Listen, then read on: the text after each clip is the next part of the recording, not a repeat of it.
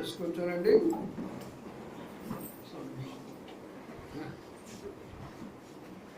ప్రభువుల కొరకాయ మాట చదువుకుందాము, ధ్యానించుకొని ప్రభువుల కొరకాయ సిద్ధపడతాము. 3 కొరింథీయుల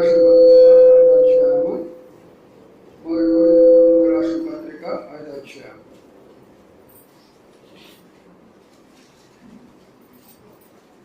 పేజీ నెంబర్ 48.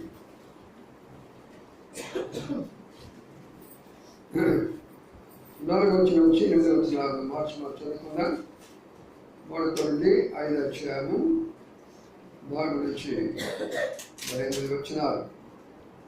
ఏమనగా ప్రభువైన యేసు దినమందు వారి ఆత్మ రక్షించబడినట్లు శరీరేచ్ఛలు నశించుటకై మన ప్రభువైన యేసు క్రీస్తు నామమున మీరును మా ఆత్మయు మన ప్రభువైన యేసు క్రీస్తు వాళ్ళతో కూడి వచ్చినప్పుడు అటు వారిని సాతాను పట్టుకోవాలను.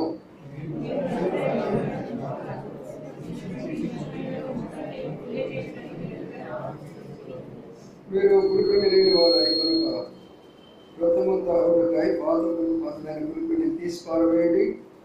అంతేకాకుండా క్రీస్తును మన పస్కా పశువులు వధింపబడును.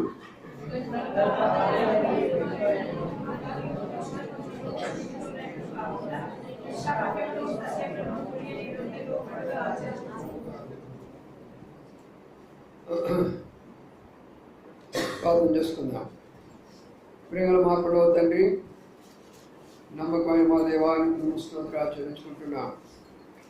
ఈ యొక్క మధ్యాహ్న కాల సమయంలో నీ ఆవరణలో చేరి ప్రభువా నీ వాక్యాన్ని మేము ధ్యానిస్తుండగా దాసనైనా నన్ను కూడా క్షమించుకొని మీ మాటలు దయచేయమని ప్రార్థిస్తుంటున్నాం. ప్రేమల మా పడవ తండ్రి, చింగల మా దేవ, నమ్మకమైన మా ప్రభావానికి వందనాలు స్తోత్రాలు. వచ్చిన వారి వాటికి 9 స్తోత్రాలు. కొందరు రావాల్సిన వారు వింటున్నారు అని కూడా కల్పిస్తున్నామని ప్రార్థిస్తున్నాం. ప్రభావ మనం మిమ్మల్ని ఆరాధించిన బిడ్డల వాటికి 9 స్తోత్రాలు. మీ మాటల కొరకే మమ్మల్ని సిద్ధపరచమని ప్రార్థన చేస్తున్నాం. అంధకార శక్తులు మీ నామపడ బంధిస్తున్నాం. మమ్మల్ని తగ్గించుకుంటూ మీ వైపు చూస్తుంటున్నాం. ఈ ఒక్కరు కూడా ఖాళీ పడకుండా ప్రభావ ప్రతి ఒక్కరితో మీరు మాట్లాడి మమ్మల్ని మా ప్రభావ సిద్ధపరుచుకొని మీ బల కొరకే సిద్ధపడడానికి సహాయం చేయమని వేడుకోండి. యేసు పరిశుద్ధ నామమున స్తుతించి ప్రార్థించి కనపరచి వేడుకుంటున్నాము తండ్రి. ఆమేన్. ఈ సంవత్సరంలో మనకు చివరి ఆదివారం కాబట్టి ప్రభు సంవత్సరం అంతా కూడా మనల్ని కాపాడుతూ వచ్చాడు.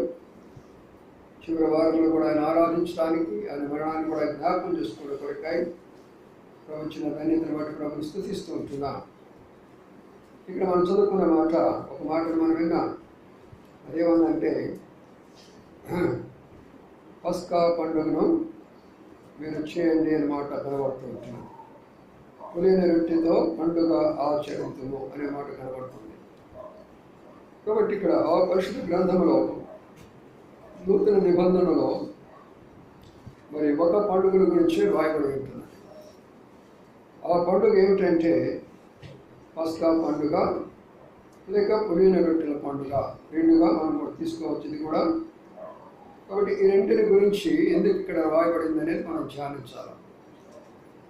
ఎందుకంటే 2 దినాల్లో మనము మరి క్రిస్మస్ అంట పండుగను చాలా రకాలుగా చేస్తూ వచ్చాం కదా.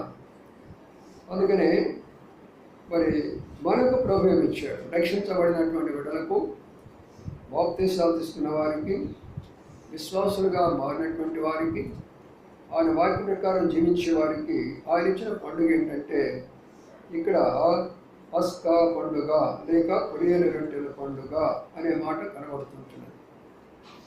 వీళ్ళరా బైబిల్లో పాత నిబంధన కాలంలో ఇశ్రాయేలు ప్రజలకు మరి ప్రభు 7 పండుగలు ఇచ్చినాడు. యెహోవా దేవుడు 7 పండుగలు ఇచ్చాడు.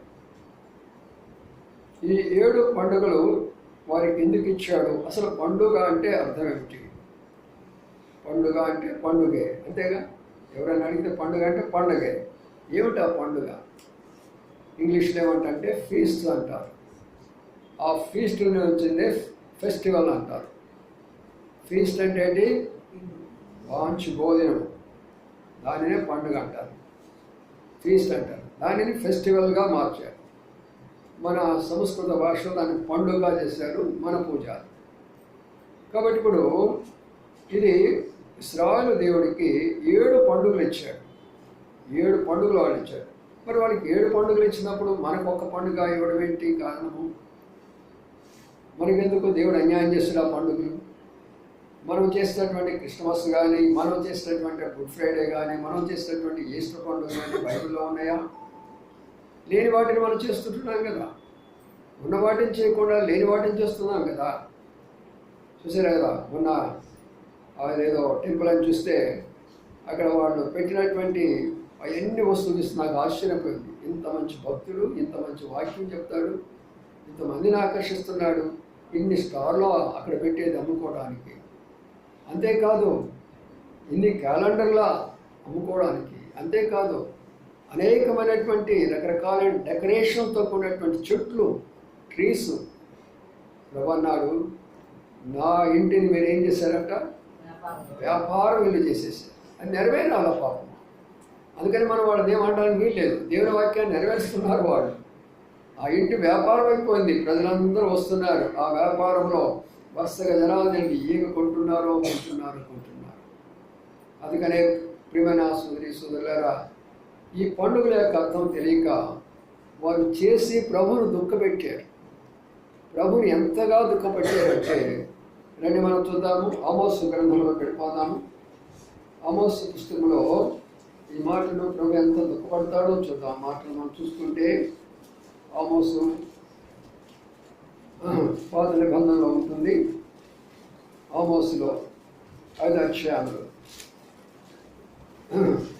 758వ పేజీ 20వ వచనం చదువుతున్నాం చూడండి. ఇశ్రాయేలులారా, అరణ్యమందు 40 సంవత్సరాలు మీరు బలులు నైవేద్యాలు నాకు అర్పించిందిరా. మీరు మీ దేవతైనను మెలకు గుడారమును మీరు పెట్టుకొనినను విగ్రహముల పీఠమును మీరు మోసుకొని వచ్చింది కదా. కాబట్టి నేను దమస్కు పట్టణ అవతల మేము చెరగని పోదునని యెహోవా సెలవిచ్చున్నాడు. వారి పేరు సైనికుడు యెహోవా. ఈ అధ్యాయం చదువుకుంటే మీకు పూర్తి విషయాలు తెలుస్తారు. వాళ్ళు ఏమేమి చేస్తూ వచ్చారు. వాళ్ళు ఎన్నో పండుగలు చేస్తూ వచ్చారు. ఆ పండుగలన్నీ కూడా మనం 5వ అధ్యాయంలో చూస్తాము. అయితే ఆయన అంటున్న మాట ఏంటంటే, అరణ్యంలో 40 సంవత్సరాలు నడిపించినప్పుడు మీరు ఏమైనా పండుగలు చేశారా? కాబట్టి ఈ పండుగలు అనేటటువంటివి ఆనాడు వాళ్ళు, ఈనాడు మరి క్రైస్తవులు చేస్తున్నారు, దేవుణ్ణి దుఃఖపెడుతున్నారు. అందుకనే మనము దేవుని నమ్ముకున్నటువంటి యొక్క కొద్ది జనాంగమైనా చిన్న మందైనా మనం చేయవలసింది ఏంటంటే వాక్యాన్ని పరిశీలన చేసుకొని, వాక్యంలో ఉన్న విషయాన్ని అర్థం చేసుకొని దాని ప్రకారం మనం చేస్తే ప్రభు వచ్చినప్పుడు మనం ఎత్తపడతాం. ఈ యొక్క పండుగల గురించి మొట్టమొదటిగా నిర్గాయ కాండము 12-13 అధ్యాయంలో ఉంది. లేవే కాండము 23 అధ్యాయంలో ఉంది. సంఖ్యాకాండము 28 అధ్యాయంలో ఉంది. హితోపదేశ కాండము 16 అధ్యాయంలో ఉంది. ఇలాగా అనేక సందర్భాల్లో ఈ పండుగల గురించి రాయబడుతూ వచ్చినాయి. ఈ యొక్క పండుగలు 7 పండుగలు ఉంటాయి పాత నిబంధన కాల ప్రకారం. ఈ 7 పండుగలకు మరి కొత్త నిబంధనలకు వస్తే ఒక పండుగ లేక 2 పండుగలే మిగిలిపోయేవిగా కనబడుతూ ఉంటున్నాయి. దానికన్నా కారణాలు కొన్ని చూసుకున్నాం ఈ రోజున. తత్ఫలితంగా మనము అర్థం చేసుకొని ముందుకు మనం కొనసాగుతాం.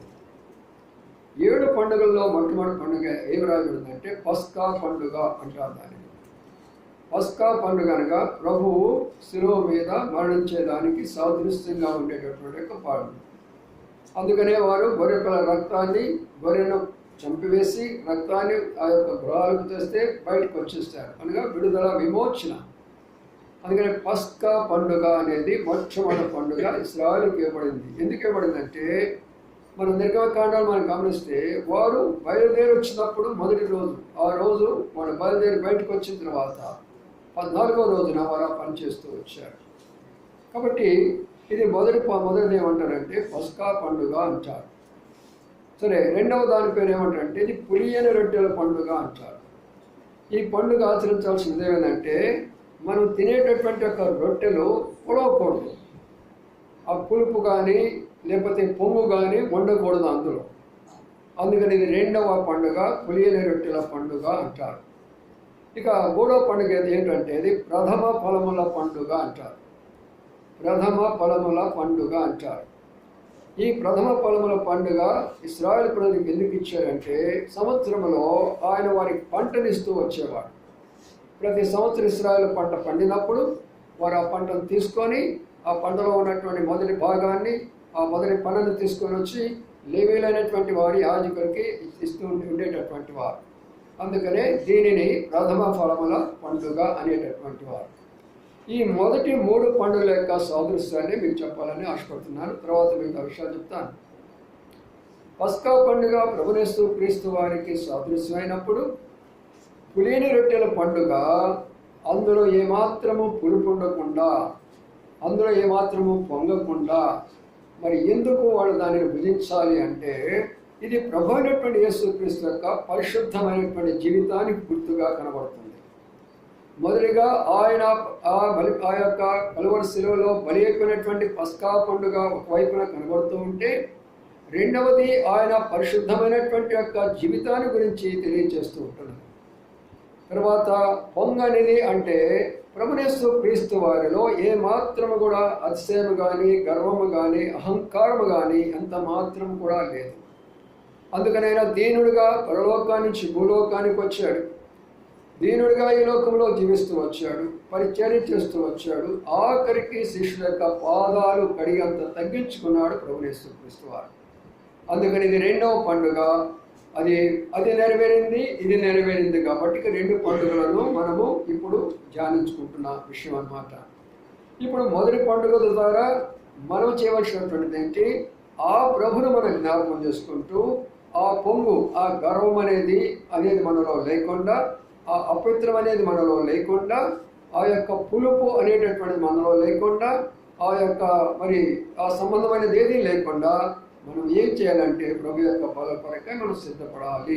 ఇది రెండవ యొక్క అనుభవం అన్నమాట. ఇక మూడవ యొక్క అనుభవంలోకి వస్తే, మూడవ పండుగ పేరు ఏమన్నారు? ప్రథమ ఫలముల పండుగ అన్నారు. ప్రపంచంలో ఎంతోమంది ఉన్నారు, కానీ దేవుడు అనుకున్నవారు, దేవతలు అనుకున్నవారు లోకానికి వచ్చి చనిపోయిన వారు ఉన్నారు, కానీ చనిపోయి తిరిగి లేచినట్లుగా ప్రపంచ చరిత్రలో ఎవరు లేరు. కానీ ప్రభు లేపాడు కొంతమందిని, అది వేరే విషయం అవుతుంది. స్వయముగా తానే చనిపోయి స్వయముగా లేచినటువంటి ఆయన మొట్టమొదటిగా ప్రభువు యేసుక్రీస్తు వారు. అందుకని ప్రథమ ఫలముల పండుగ అంటే అర్థం ఏంటంటే, ప్రపంచానికి ఆయన ప్రథమ ఫలముగా ఈ లోకములో మరణం జయించి పునరుత్థానుడైనాడు కాబట్టి దానిని ప్రథమ ఫలముల పండుగ అని అన్నారు. అందుకని మనం 31వ రాత్రి ఎందుకు మనం ప్రభు యొక్క బలను తీసుకుంటాము? ఎందుకు దాన్ని ప్రథమ ఫలములుగా ఆచరిస్తాము? ఈ సంఘంలో కూడా ఈ దర్శనం ఉండదు వారికి. అందుకనే 12 గంటల దాకా ఏదో ప్రార్థన చేసుకుంటారు, ఆమె చెప్తారు, హాయిగా పడుకుంటారు, తెల్లారి వస్తారు. అది కాదు దాని యొక్క అర్థము. ఆ దినాన ప్రథమ ఫలములు మొదటి యొక్క దినాన నా ప్రభువుని నేను జ్ఞాపకం చేసుకుంటున్నానని చెప్పేసి మనం మొట్టమొదటిగా ప్రభువుకి ఆయన ప్రథమ ఫలమైనప్పుడు, మరి పేతురాష్ట్రపతిని అంటున్నాడు, ఆయన సంఘము కూడా ప్రథమ ఫలముగానే అనుకుంటుంది. మరి పాత నిబంధన కాలంలో ఇశ్రాయేలులు ఆయనకు ప్రథమ ఫలముగా ఉంటూ వచ్చారు, మిగతా అన్యులు కాదు. హిత్తీలు, పెరిజ్జీలు, ఇబిసీలు, మరి అందులో కూడా రకరకాలైనటువంటి వారు ఉన్నారు. వారందరిలో కూడా ప్రథమ ఫలముగా ఇశ్రాయేలును అంగీకరించాడు పాత నిబంధన కాలంలో. అయితే క్రొత్త నిబంధన కాలంలో మనలను ఆయన ప్రథమ ఫలములుగా అంగీకరించాడు. అందుకనే ప్రియమైన సోదరులారా, మనం అర్థం చేసుకునే విషయం ఏంటంటే మనలను ప్రభువు ప్రథమ ఫలముగా చేశారు కాబట్టి ఆ ప్రథమ ఫలముల పండుగను మనము దానిని చేస్తూ వస్తాము ప్రతి సంవత్సరంలో. దాని యొక్క ఉద్దేశము అదనమాట. తర్వాత మనం గమనించినట్లయితే ఈ 3 పండుగలు అయిపోయిన తర్వాత మరికొన్ని పండుగలు వస్తూ ఉంటాయి. ఆ పండుగల పేర్లు ఏమేమంటే, ఒక పండుగ పేరు ఏమవుతుందంటే ప్రాయశ్చిత్తార్థమైనటువంటి పండుగ అంటారు. ప్రాయశ్చిత్తం అంటే మానవులందరి కొరకై ప్రాయశ్చిత్తము చేశారు కాబట్టి అది రక్షణకు సాదృశ్యంగా ఉండేటటువంటి యొక్క పండుగ. మనకి ఏనాడైతే మనం రక్షించబడ్డామో, ప్రభుయేసు క్రీస్తు వారు మన కొరకై ప్రాయశ్చిత్తం చేయబడ్డాడో, ఎప్పుడైతే మన కొరకై ఆయన లోకంలో తన ప్రాణం అర్పించాడో మనకు ప్రాయశ్చిత్తం జరిగిపోయేది. అందుకనే దానిని మనం జ్ఞాపకం చేసుకుంటాము. అది రక్షణకు సాదృశ్యంగా కనబడుతూ వస్తారు. దాని తర్వాత గుడారాల పండుగ అని ఒకటి వస్తుంది. మనకు తెలుసు కదా, మన వాళ్ళు అంటారు ఎప్పుడు కూడా ఎక్కడ అది గుడారాల పండుగ కూడా. గుడారాల పండుగ అంటేనే ఎందుకు చేస్తారో వాళ్ళు తెలియదు, కానీ వెళ్తారు, శుభ్రంగా తినొస్తారు. గుడారాల పండుగ అంటే ఇశ్రాయేలులో ప్రయాణం చేస్తూ వచ్చినప్పుడు 40 సంవత్సరాలు వాళ్ళ యొక్క ప్రయాణ జీవితంలో వాడు గుడారాల్లో జీవిస్తూ పోతూ వచ్చాడు. ఆ గుడారాల్లో ప్రభువులను కాపాడుతూ వస్తూ వచ్చాడు. అందుకని ఏమిటంటే ఇది సంఘానికి సాదృశ్యంగా కనబడుతూ ఉన్నది. వారికి మన్నా లేనప్పుడు ఆయన ఆకాశం నుంచి ఆహారం వాళ్ళకి ఇస్తూ వచ్చాడు. అందుకనే సంఘంలో మనం చేర్చి దేవుని వాక్యం అనే ఆహారాన్ని మనకి ఇచ్చేసినాడు. ఇశ్రాయేలు పోగు చేసి వాళ్ళ ఒక సమూహం చేసిన రీతిగా మనందరూ కూడా ఒక సంఘముగా ఆయన తయారు చేస్తూ వచ్చాడు. వారికి నీరు లేనప్పుడు వారి దప్పిక తీర్చిన రీతిగా మన ప్రభు మన సంఘంలో ఉన్నటువంటి ప్రజలకు అనేక విధాలుగా వారి దప్పికను తీరుస్తూ వచ్చేవాడు. అందుకనే గుడారాల పండుగ అంటే సంఘ దర్శనంతో కూడినటువంటిది. ప్రాయశ్చిత్త పండుగ అంటే రక్షణ దర్శనంతో కూడినటువంటి పండుగ. కాబట్టి పిల్లరా, ఈ రీతిగా మనము పండుగల గురించి ధ్యానిస్తూ వస్తూ ఉంటాం అన్నమాట. ఆ తర్వాత మరొక పండుగ ఉంటుంది. ఈ పండుగ పేరు ఏమంటారంటే దీనిని బూరల పండుగ అంటారు. బూరల ధ్వని పండుగ అంటారు. ఈ బూరల ధ్వని పండుగ అనేది దేనికి అంటే బూర ఊదటము అనేది విజయానికి సాదృశ్యంగా కనబడుతూ ఉంటున్నది. ఎప్పుడైతే ఇశ్రాయేలు ప్రజలు విజయం పొందారో బూరలు ఊదుతూ వచ్చేవాడు. అప్పుడు వాళ్ళందరూ కూడా విజయంకి కేకలేస్తూ ఉండేవారు. లేదా వారందరూ సమకూర్చబడాలన్నప్పుడు బూరలు ఊదుతూ వచ్చేవాడు. అందుకని వాళ్ళందరూ అక్కడికి సమకూర్చబడుతూ వచ్చేవారు. అలాగే బూరల పండుగ అంటే మనము కూడా దేవుని యొక్క వాక్యం కొరకై ఆయన సంఘంలోకి రావాల్సినటువంటి యొక్క పండుగ. అందుకని దీనిని బూర ధ్వనుల పండుగ అంటూ వచ్చినారు. నా ప్రియమైన సోదరులారా, ఇక్కడ అర్థం చేసుకుంటారండి, ప్రతి ఒక్క దాని విషయంలో ఎలాగో నూతన నిబంధన అది నెరవేరింది కాబట్టి మనం ఆ పండుగలను ఆచరించడం లేదు. ఇప్పుడు ఈ బూరల పండుగలలోనే ప్రభుయేసు క్రీస్తు వారు వస్తాడు. ఆఖరిగా ఆయన ఆఖరి బోర ఎప్పుడైతే ఊదబడుతుందో ఆ యొక్క రక్షించబడిన వారు, స్థిరపరచబడిన వారు ఆ బోరధ్వనికి ఎత్తి వెళ్ళి పైకెత్తబడేవారుగా కనబడుతూ ఉంటారు. ఇంత లోతైనటువంటి మర్మాలు ఈ పండుగలో కనబడుతూ వస్తాయి. మరొక మాట ఉంటుంది, మరొక పండుగ, దీన్ని శృంగధ్వనుల పండుగ అంటారు. శృంగధ్వనుల పండుగ అంటే వారి ఆనందానికి అమితమైనటువంటి యొక్క సంతోషము, సమాధానంతో ఉన్నటువంటిది అన్నమాట. కాబట్టి ఆ శృంగధ్వనులను బట్టి అందరూ కూడా సంతోషము, సమాధానము, ఆయన చేసినటువంటి మేళ్ళు, ఆయన చేసినటువంటి ఉపకారాలు, వాటన్నిటిని కూడా జ్ఞాపకం చేసుకుంటూ వస్తారు. అందుకనే ప్రియమైన సోదరులారా, పాత నిబంధన కాలంలో ఇలాంటి పండుగలు వాళ్ళందరికీ ఎందుకు ఇచ్చాడు? అవన్నీ ప్రభుయేసు క్రీస్తు వారిలో నెరవేరినవి కాబట్టి ఆ పండుగలు మనకి ఇప్పుడు లేవు. అర్థమైందా? ఆ పండుగలు మనకి ఇప్పుడు లేవు. ఒక అబ్బాయి అంట, యవనస్తుడు దేవుని చూడాలని బయటికి ప్రయాణం అయ్యాడంట. దేవుడిని నేను చూడాలా, ఎక్కడున్నాడో, ఏం చేస్తున్నాడు అని ఇంటి నుంచి బయలుదేరి మూట కట్టుకొని ఆహారం తీసుకొని వెళ్ళి ఆ ప్రాంతాలు, ఈ ప్రాంతాలు, ఆ ప్రాంతాలు, ఈ ప్రాంతాలని తిరుగుతూ ఎక్కడా కనబడలేదంట. ఆఖరికి అనేక స్థలాలు తిరుగుతూ ఒక పొలం దగ్గరికి పోయినాడట. ఒక వృద్ధుడు నాలాంటి ఆయన గొర్రెలు కాసుకుంటూ అక్కడ ఉంటూ ఉన్నప్పుడు ఆయన మరి చాలా దీనుడుగాను గొర్రెలు కాసుకుంటూ ఆ ఎండ ప్రాంతంలో ఉన్న దగ్గరికి ఈయన వెళ్ళాడంట. ఈ అబ్బాయి వెళ్ళేసేసి అంటే ఆయన ఏమడిగినాడంటే, అయ్యా ఆకలి అవుతుంది అయ్యా నాకు, ఈ అరణ్యంలో లేక ఈ యొక్క పొలంలో నాకు అన్నం పెట్టేవాళ్ళు లేరయ్యా, నీ దగ్గర ఏమైనా ఉంటే పెడతావయ్యా అన్నాడంట. అంటే అప్పుడు తను కట్టుకొని పోయినటువంటి ఆహారం ఉంటుంది కదా, ఈ ఆహారాన్ని ఏం చేశాడంటే తీసేయానికి పెట్టాడంట. తాతయ్య గారు మీరు తినండి అన్నాడంట. అప్పుడు ఆ తాతయ్య ఏమన్నాడు తెలిసిన, అరే బాబు నువ్వు నాకు దేవుడిలాగా కనపడుతున్నావురా అని అన్నాడంట. అప్పుడు ఆశ్చర్యపోయినాడంట, నన్ను దేవుడు అన్నాడా, అంటే దేవుడు నాలోనే ఉన్నాడా, కాబట్టి నేను తిరుగుతానంత వ్యర్థం అన్నమాట. ఎక్కడెక్కడో దేవుడు ఉంటాడు, ఎక్కడెక్కడో దేవుడు ఉంటాడు అని తినడం అంటే వ్యర్థమే. నాలోనే దేవుడు ఉన్నాడు అనేది తెలుసుకొని తిరిగి వచ్చినాడంట. ప్రియమైన సోదరులారా, ఎక్కడో దేవుడు ఉన్నాడని తిరగవద్దు, ఏదో ప్రాంతాల్లో దేవుడు దొరుకుతాడని తిరగవద్దు. ఆయన నీ హృదయంలోనే ఉంటాడని గుర్తుపెట్టుకో.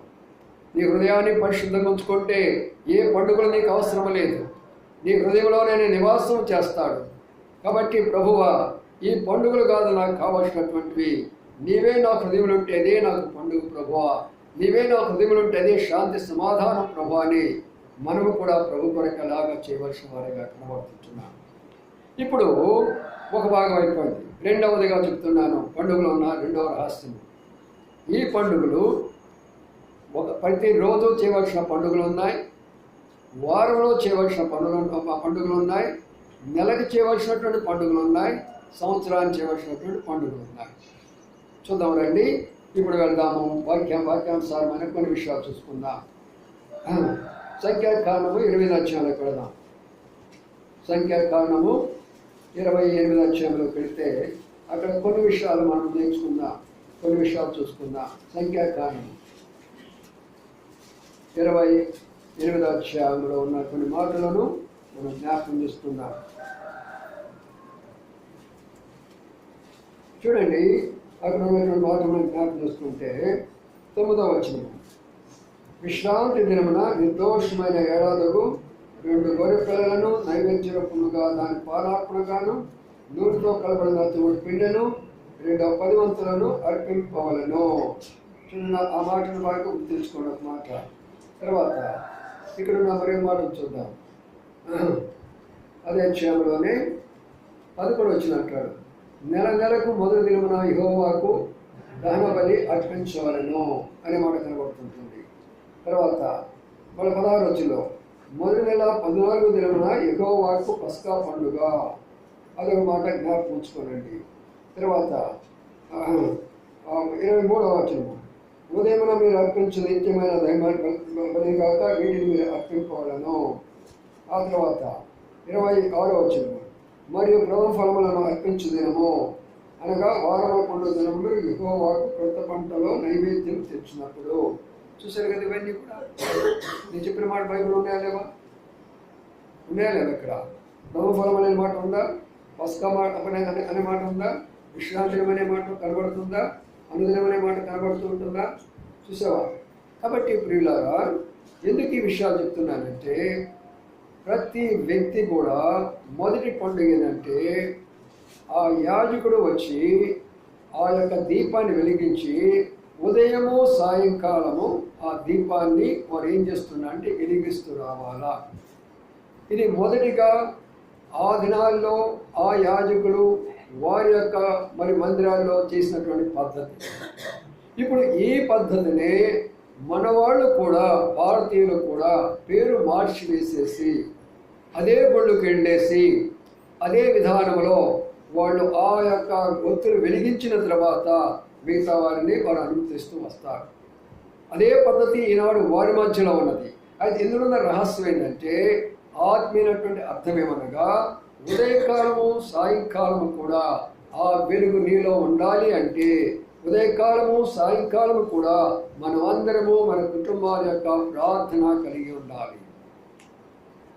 ప్రతి ఒక్క కుటుంబంలో మనం ప్రార్థన కలిగి ఉండాలి. భార్య భర్తలుగా బిడ్డలుగా కలుసుకొని ప్రతి దినము కూడా ఉదయము సాయంకాలం ఇది మొదటి పండుగ. ఈ పండుగే మనం చేయనప్పుడు రెండో పండుగకి ఎలా వస్తాం చెప్పండి? చాలా సందర్భాల్లో మన కుటుంబాలు మన ప్రార్థనను కోల్పోతూ ఉంటున్నాం. ఈ దినాల్లో మీకు మంచి అవకాశం దొరికింది. ఉదయకాలం 10 గంటల నుంచి 11 గంటల వరకు మనం చక్కగా చాలామంది ప్రార్థన చేయగలుగుతున్నారు. కొంతమంది ప్రార్థన చేయటం లేదు. అది మీ హృదయాలకే తెలుసు.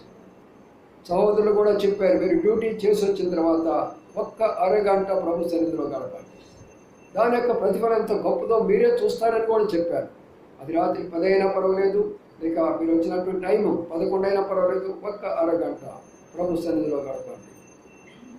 సహోదరులకు రాత్రి చెప్పాను, ఉదయం కాలం సహోదరులకు చెప్పాను. కొంతమంది సహోదరులు అయితే నమ్మకంగా ప్రార్థన చేస్తున్నారు, నాకు ఫోన్ చేస్తుంటున్నారు. అందుకని అనేకమైన కార్యాలు కూడా మనం చూడగలుగుతుంటున్నాం.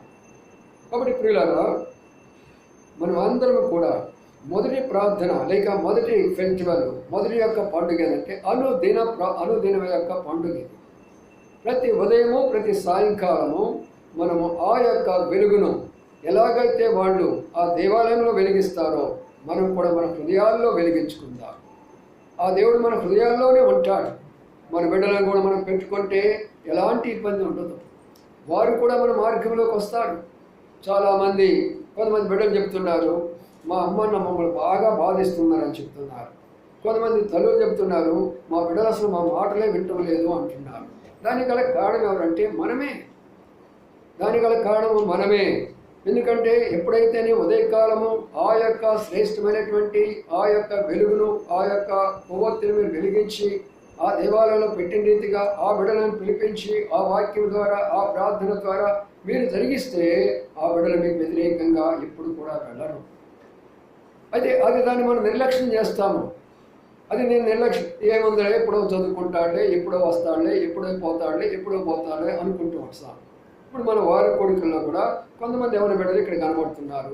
వాళ్ళు కూడా చదువుకునే బిడ్డలు, కొంతమంది ఎవరి బిడ్డలు కనబడటం లేదు. వారు కూడా చదువుకునేవాళ్ళు. వాళ్ళకి తేడా ఏంటి?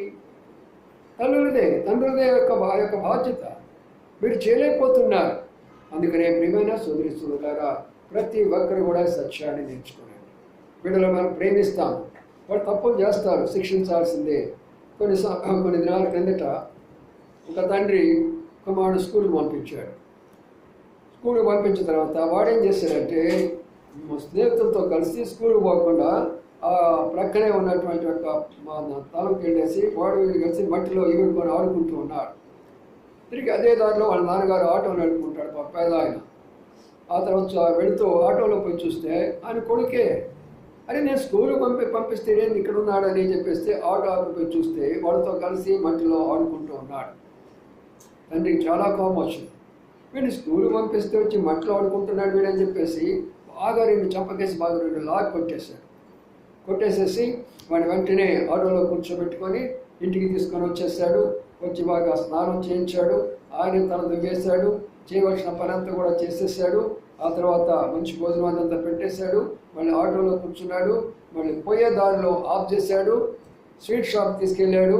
వాడికి కావాల్సినటువంటి బిస్కెట్లన్నీ కొనిచ్చాడు. స్కూల్లో వదిలిపెట్టాడు. అప్పటి నుంచి వాడు ఎప్పుడు కూడా ఒక్కరోజు కూడా ఆటకు పోవాలి. అర్థమైందా? తండ్రులైన వారు అర్థం చేసుకున్నాడు. ఒక్కరోజు వాడు ఎంతమంది పిలిచినా కూడా ఏంటి కారణము? తల్లి యొక్క ప్రేమ, తండ్రి యొక్క ప్రేమ. ఎప్పుడైతే మనకు ఆ తల్లిదండ్రులుగా మనం ఆ యొక్క ప్రేమను మనం కలిగి ఉంటామో మన బిడ్డలు ఎట్టి పరిస్థితుల్లో కూడా ఆడుకోవడానికి పాడుకోవడానికి లేక అలాగా ఇలాగా పోరు. అందుకని మీరున్నప్పుడు మీ భర్తలు ఇక్కడ ఉండాలా, ఉన్నప్పుడు మీ యొక్క బిడ్డలు ఇక్కడ ఉండాలా. అప్పుడు ఆ కుటుంబం మీదకి ఆశీర్వాదం వస్తుంది.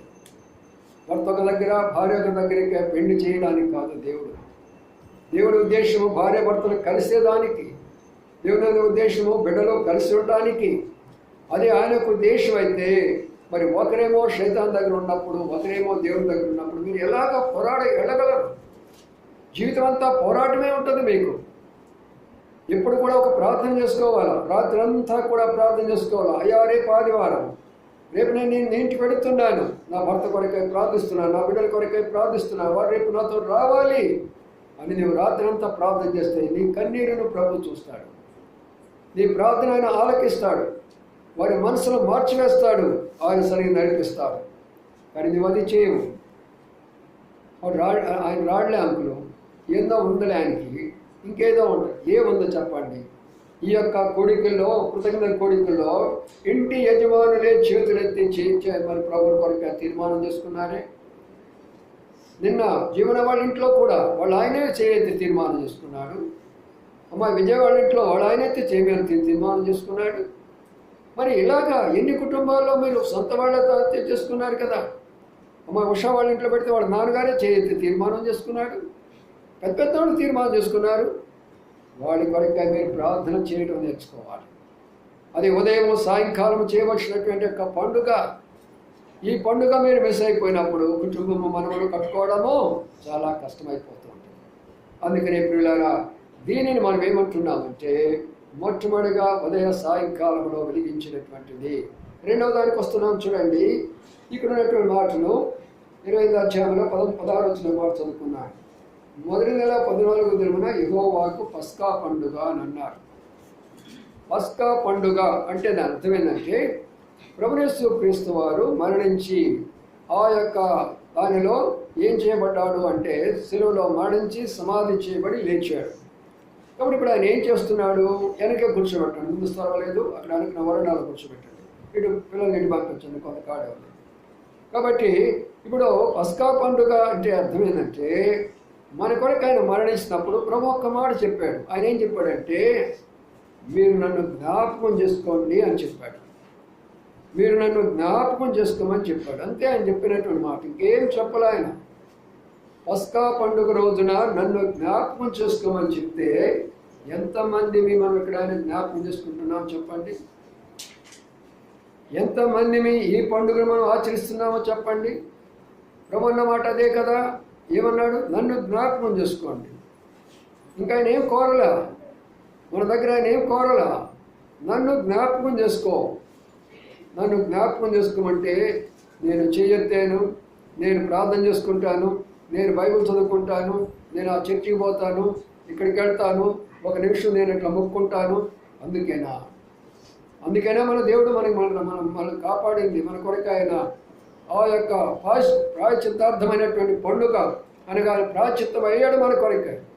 ఆయన మన కొరకే ప్రాణం అర్పించాడు. ఆయన ఆ పండుగను ఆయన నెరవేర్చాడు. ఆయన ఆ పండుగను ఆయన అక్కడ నెరవేర్చినప్పుడు ఆ యొక్క ఫీస్టే మనకు పెడుతున్నాడు ఆయన. పస్కా అనగా ఆ యొక్క కలువరి శిలువలో వచ్చినటువంటి భోజనమే ఈ ఫెస్టివల్, ఈ ఫీస్టు, ఈ విందు. అందుకనే ప్రభు అన్నాడు ఆ విందులు కాదు నువ్వు చేసుకోవాల్సినటువంటిది. మన సహోదరు అన్నారు, బ్రదర్ గారు అందరికి ఈరోజు నేను భోజనం పెడతాను లేనా అని అన్నారు. అమ్మ భోజనం వద్దు, భోజనం పెట్టుకుందాంలే, కృతజ్ఞత కూడికలు పెట్టుకోండి. మీరు అక్కడ దేవునికి కృతజ్ఞతలు చెల్లించండి, అప్పుడు మీకు ఆశీర్వాదం వస్తుందని చెప్పాను నేను. ఆ కృతజ్ఞత కూడికలు కూడా చాలామందికి అర్థం తెలియటంలా. కృతజ్ఞత కూడిక అంటే బయట రోడ్డు మీద పెడతాను, టెంట్లు వేసి పెడతాను, మైకులు వేసి పెడతాను, అది వాటిని కృతజ్ఞత కూడికలు అన్నారు. అవేంటి వాటి స్వార్థ కూడికలు అంటారు. దేవుడు నీ ఇంటిలో ఏ పని అయితే ఎంతైతే నీకు మేలు చేశాడో ఆ ఇంటిలో స్తుతిస్తే దేవుడు ఆ ఇంటిని ఆశీర్వదిస్తాడు. అందుకనే ఆయన గృహంలో మనం చదువుకుంటూ వచ్చాము. ప్రభు ఏర్పాటు చేసి దినం అందులో ప్రవేశిస్తాము, ప్రభుని అందులో స్తుతిస్తాము. మనం కొంతమంది తీసుకెళ్ళి ఎక్కడో 5వ అంతస్తులు పెట్టుకుంటున్నారు. ఎందుకు 5వ అంతస్తులు పెట్టుకుంటే ఆ ప్రాంతం అంతరికా నీ ఇంటికి ఆశీర్వాదం లేదా? కాబట్టి ప్రియమైన సోదరి సోదరులారా, ఎప్పుడైనా సరే గుర్తుంచుకోండి, కృతజ్ఞత కూడిక అది 10 మంది అయినా 100 మంది అయినా సరే ఇంటిలో పెట్టుకోవడానికి ప్రయత్నం చేయండి. అది మీ గృహానికి ఆశీర్వాదం, అది మీ ఇంటికి ఆశీర్వాదం. అది మీరు చెల్లించేటటువంటి కృతజ్ఞతలు మీ ఇంటిలో ఉంటాయి. అక్కడ వచ్చేటటువంటి యొక్క వర్తమానము ఆ దేవుని స్వరం ఆ ఇంటిలో వినబడుతూ ఉంటుంది. అక్కడికి వచ్చి దేవుని స్తుతులు చెల్లించే స్థుతులు ఆ ఇంటిలో ప్రభు యొక్క హృదయాన్ని సంతోషపరిచేదిగా ఉంటుంది. అందుకనే అది మర్చిపోతున్నారు అందరూ కూడా, అది మర్చిపోతుంటున్నారు. అలాగనే ఇది మర్చిపోతున్నారు. వారం ఇది వారపు పండుగ అంటారు. అది ప్రతిదినము పండుగ అయితే ఇది వారపు పండుగ. వారం ఆయన మనం జ్ఞాపకం చేసుకోవాలి. ఆయన యొక్క మరణాన్ని మనం జ్ఞాపకం చేసుకోవాలి. ఆయన పడినటువంటి శ్రమలు మన కొరకే పొందినటువంటిది మనం జ్ఞాపకం చేసుకోవాలి. ప్రియమైన సోదరి సోదరులారా, అందుకనే ప్రభు అంటున్నాడు నన్ను జ్ఞాపకం చేసుకోండి అంటే నేను నిన్ను జ్ఞాపకం చేసుకోను. మరి ఏం చేస్తావు నువ్వు? లోకం మొత్తం నేను జ్ఞాపకం చేసుకుంటా, నా పనులన్నిటినీ జ్ఞాపకం చేసుకుంటా ఆ రోజున, నా స్నేహితులను నేను జ్ఞాపకం చేసుకుంటా ఆ రోజున, నాకున్నటువంటి బంధువులు జ్ఞాపకం చేసుకుంటా, నాకున్న ఫంక్షన్లన్నీ జ్ఞాపకం చేసుకుంటా రోజున. అందుకని మన జీవితాల్లో శాంతి సమాధానాన్ని కోల్పోయినప్పుడు దేవుడు దుఃఖపడుతూ వస్తాడు. నా జీవితంలో చెబుతున్నాను, రక్షించబడ్డ తర్వాత నేను సంఘంలో కనబడలేదు అంటే మంచం మీద ఉన్నాననే గుర్తుపెట్టుకోండి. 50 సంవత్సరాల అనుభవంతో చెబుతున్నాను, 1 సంవత్సరం కాదు, 2 సంవత్సరాలు కాదు, 50 సంవత్సరాలు నా యొక్క ఆత్మీయ నా ప్రయాణంలో నేను ఆదివారము సంఘంలో కనబడలేదు అంటే నేను మంచం మీద ఉన్నానని, అంటే అనారోగ్యంగా ఉంటే తప్పక ఏ నాడు కూడా నా జీవితంలో పోగొట్టుకోలేదు. అందుకని ఆ ఆత్మీయమైనటువంటి ఆశీర్వాదాలు పొందడానికి దేవుడు నాకు అనుగ్రహించినాడు. భౌతికమైనటువంటి ఆశీర్వాదాలు నాకు లేకపోవచ్చు, కానీ ఆత్మ సంబంధమైన అనేకమైన ఆశీర్వాదాలు దేవుడు నాకు ఇస్తూ వచ్చాడు. కానీ ప్రియమైన సోదరులారా, ప్రభువు నన్ను జ్ఞాపకం చేసుకున్న పస్కా పండుగను మనం మర్చిపోవద్దు. ఆ పండుగ దానిలో ఎంతో రహస్యం ఉన్నది. ఆ పండుగలో ఆయన గొర్రె పిల్లగా ఆయన వధించబడ్డాడు. ఆయన గొర్రె పిల్లగా ఆయన ఎన్నో విధాలుగా రక్తము కార్చబడిన వాడిగా ఉన్నాడు. గొర్రె పిల్లగా బంధించబడ్డవాడిగా ఉన్నాడు. గొర్రె పిల్లను కొట్టిన రీతిగా కొట్టబడిన వాడిగా ఉన్నాడు. గొర్రె పిల్లను వధించిన రీతిగా వధించబడ్డాడు. గొర్రె పిల్ల అరిసిన రీతిగా ఆ కలువరి శిలువలో ఆయన అర్చినాడే. ఆ పండుగను మనం జ్ఞాపకం చేసుకోలేమా? ఆ పండుగను మనం జ్ఞాపకం చేసుకోలేమా? కొంతమంది నెలలు అంటారు. ఈ నెలలు చేసేవాళ్ళు ఎవరో నేను చెప్తానండి. మరి యెషయా గ్రంథంలోకి వద్దాం. యెషయా గ్రంథంలోకి వస్తే ఈ నెలల పండుగ వాక్యానుసారంగా కాదా మనం చూసుకున్నప్పుడు యెషయా గ్రంథము 3వ అధ్యాయం చదవండి. 12 వచ్చింది చదవండి. 12 వచ్చింది. నా సన్నిధిని కనబడవలనని మీరు వచ్చుచున్నారే, నా ఆవరణములకు త్రొక్కుటకు మిమ్మల్ని రమ్మని వాడెవడు? మీ నైవేద్యము వ్యర్థము, అది నాకు అసహ్యము పుట్టించు ధూపార్పణము, దాన్ని నీకు తేకుడి. చదువు. అమావాస్యము విశ్రాంతి దినమును సమబాకుట సమాజ ప్రకటన జరుగుతున్నవి.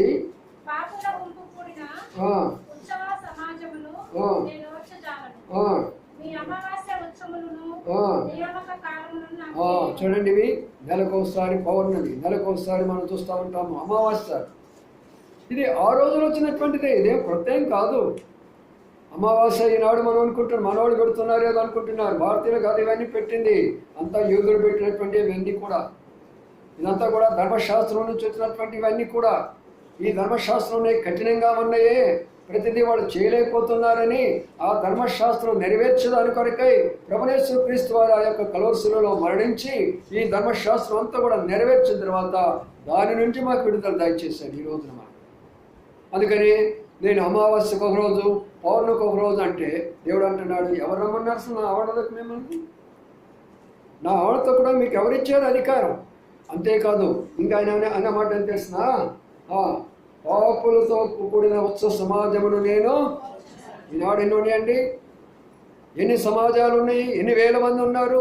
ఒక్కొక్క స్థలములో, ఒక్కొక్క విధానములో ఎన్ని రకాలుగా ప్రజలను అక్కడ తీసుకొని వచ్చి ఉత్సవ సభము, ఆ పండుగ ఈ పండుగ, ఆ రాయటం కూడా చాలా అద్భుతంగా రాస్తారండి. ఈ రోజుల్లో ప్రత్యేకమైన కొడుకులు, ప్రేమ లేకపోతే సువార్త కొడుకులు రాయటంలా వారు పండుగలనే రాస్తూ ఉంటున్నారు.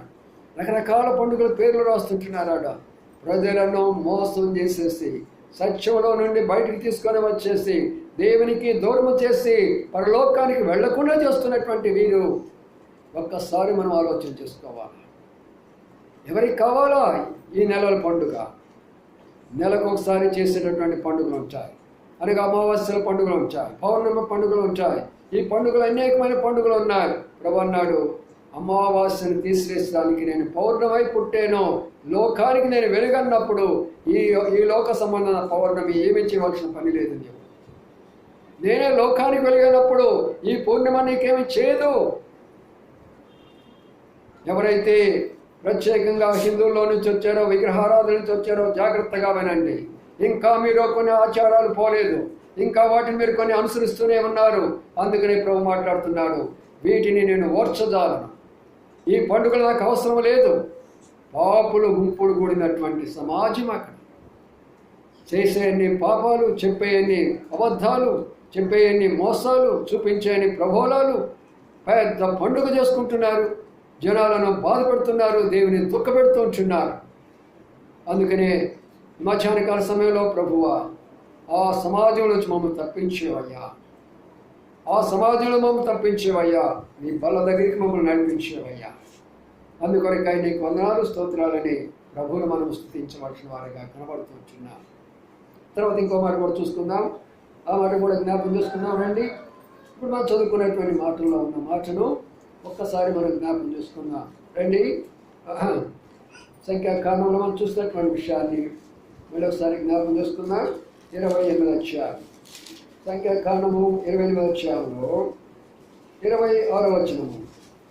మరియు ప్రథమ ఫలములను అర్పించు దినమనగా వారముల పండుగ దినమున మీరు యెహోవాకు కొత్త పంటలో నైవేద్యం తెచ్చినప్పుడు మీరు పరిశుద్ధ సంఘముగా కూడవలెను. నాడు మీరు జీవనోపాధి అయిన పనులేమీ చేయకూడదు. చాలు. ఇక్కడ ఏముందండి?